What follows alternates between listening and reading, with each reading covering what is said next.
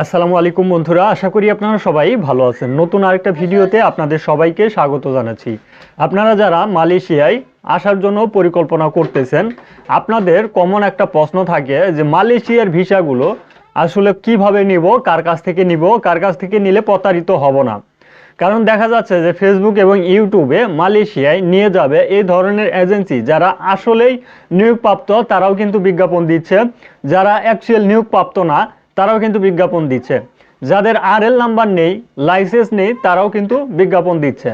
তো এখান থেকে আপনাকে বের হয়ে আসতে হবে এবং আপনাকে যাচাই বাছাই করে দেখতে হবে অ্যাকচুয়াল মালয়েশিয়ায় যাওয়ার জন্য যে ভিসাটা, এই ভিসাটা কোন মাধ্যমে আপনি নিতে পারবেন। এই বিষয়গুলো আমি আজকের এই ভিডিওর শেষে জানিয়ে দেওয়ার চেষ্টা করব। আপনারা ধৈর্য সহকারে ভিডিওটি দেখলেই অ্যাকচুয়াল ধোঁকা খাওয়া ছাড়া মালয়েশিয়ায় যেই সকল নিয়োগপ্রাপ্ত এজেন্সি রয়েছে তাদের মাধ্যমে মালয়েশিয়ায় আসতে পারবেন। মালয়েশিয়ায় আসার জন্য অবশ্যই আপনাদেরকে বর্তমান সময়ে খরচ করতে হবে ৭৮,৯৯০ টাকা। এর চাইতে বেশি টাকা কিন্তু আপনার দিতে হবে না। কোনো এজেন্সি যদি আপনাকে এই চাইতে বেশি টাকা দাবি করে, আপনি কিন্তু সরাসরি ওই এজেন্সির বিরুদ্ধে মামলায় জড়িয়ে যেতে পারবেন এবং তার বিরুদ্ধে একটা মামলা দিতে পারবেন। সরকার সেই মামলাটা পরিচালনা করবে, আপনার কোনো কিছুই করতে হবে না, শুধুমাত্র আপনি কমপ্লেন করবেন। তো অবশ্যই আপনাদেরকে আগে জানতে হবে যে কোন এজেন্সির মাধ্যমে আপনি মালয়েশিয়ায় আসতে পারবেন এবং কোন এজেন্সির কাছে আপনি টাকা জমা দিতে পারেন, কোনো সমস্যা হবে না, কোন এজেন্সির মাধ্যমে আপনি এই ভিসাগুলো নিতে পারেন। আজকের এই ভিডিওতে আমি আপনাদেরকে জানাবো।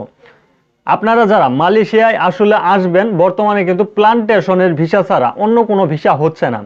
মালয়েশিয়ায় বর্তমানে প্লান্টেশনের ভিসাই হচ্ছে। আবার আপনারা অনেক দালাল কিংবা অনেক থার্ড পার্টি লোকের কাছ থেকে, এজেন্সির কাছ থেকে আপনারা শুনেন যে ফ্যাক্টরি ওয়ার্কার কিংবা অন্য কোনো কাজের জন্য আপনাকে মালয়েশিয়ায় আনবে, সে ধরনের কথাবার্তাও কিন্তু চলে।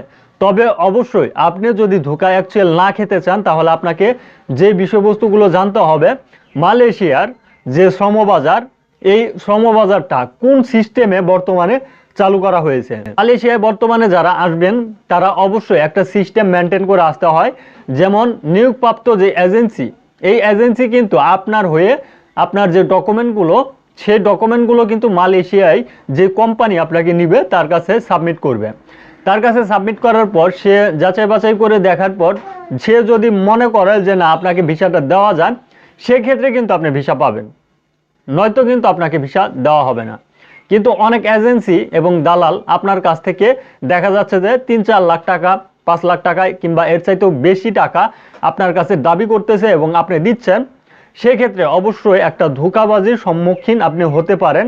কারণ বর্তমান সময় মালয়েশিয়ায় আসার জন্য যেই ডিমান্ডটা, এই ডিমান্ডটা কিন্তু ৭৮,৯৯০ টাকা। এর চাইতে বেশি টাকা আপনার কোনোভাবে দিতে হবে না। যদি অ্যাকচুয়াল আপনি আসেন মালয়েশিয়ায়, এই টাকাটাই কিন্তু আপনাকে দিতে হবে, এর চাইতে বেশি টাকা দিতে হবে না। আগে সিন্ডিকেট ছিল, এখন বর্তমানে সিন্ডিকেট নেই। এখন সিন্ডিকেট ছাড়াই কিন্তু আমাদের প্রবাসীরা মালয়েশিয়ায় যেতে পারতেছে। তো সেই জন্য আপনাদেরকে আগের থেকে এই বিষয়বস্তুগুলো যাচাই বাছাই এবং জেনে বুঝে নিতে হবে কার মাধ্যমে আপনি ভিসা পাবেন, কার মাধ্যমে গেলে আপনি ধোঁকা খাবেন না। কারণ ফেসবুক, ইউটিউবে হাজারো ভিডিও আছে, লাইসেন্সধারী এজেন্সি রয়েছে যেগুলো সরকার অনুমোদিত। সবাই কিন্তু আপনাকে মালয়েশিয়ার এই প্লান্টেশন সেক্টরে নিয়ে আসতে পারবে না। তার একমাত্র কারণ হচ্ছে যে সকল এজেন্সি ইতিমধ্যে নিয়োগপ্রাপ্ত তারাই কিন্তু আপনাকে নিয়ে আসতে পারবে। আপনি যদি সরকার অনুমোদিত কোনো লাইসেন্সধারী এজেন্সির কাছে যান, দেখা যাচ্ছে যে তারাও ওই লাইসেন্সধারী এজেন্সির কাছেই যাবে। মানে আপনি যার কাছে গেলেন সে যদি কোনো নিয়োগ না পায়, তারা কিন্তু আপনাকে যদি ভিসা দেয়ও, থার্ড সিস্টেমে কিন্তু আপনাকে ভিসা দিবে। যেমন যে একজন নিয়োগ পাচ্ছে তার কাছে আপনার হয়ে সে যাবে, যাওয়ার পর আপনার ভিসাটা নিয়ে দেওয়ার চেষ্টা করবে। সেই ক্ষেত্রে আপনার যে কস্টটা, মানে আপনার যেই ডিমান্ডটা, সেই ডিমান্ডটা কিন্তু অনেকটাই বেড়ে যাবে। ৭৮,৯৯০ টাকা দিয়ে আপনি তখন আসতে পারবেন না। তখন আপনাকে 100% ৩ লাখ, ৪ লাখ, ৫ লাখ টাকা গুনতে হবে। আর এই টাকাগুলো পাবে আপনি যে থার্ড পার্টি লাইসেন্সধারী এজেন্সির কাছে গেলেন, সেই এজেন্সিগুলো আপনার কাছ থেকে কিন্তু টাকা পয়সা হাতিয়ে নিবে। তো অবশ্যই আপনারা এই বিষয়গুলো সতর্ক থাকার চেষ্টা করবেন। আমি এখন আপনাদেরকে একটা বিষয় দেখানোর চেষ্টা করব, যে বিষয়টা ফলো করে আপনারা সেই সকল লাইসেন্সধারী এজেন্সির সাথে যোগাযোগ করতে পারেন।